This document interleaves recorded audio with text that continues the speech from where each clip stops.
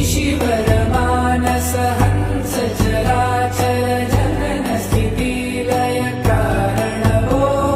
सांब सदा शिव शंभो शंकर शरणं मे तव चरणयुगम् अन्तःकरण विशुद्धिं भक्तिं च त्वयि सतिं प्रदेहि विभो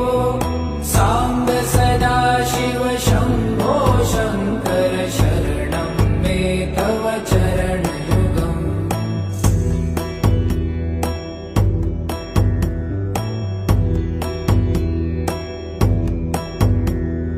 करुणावतार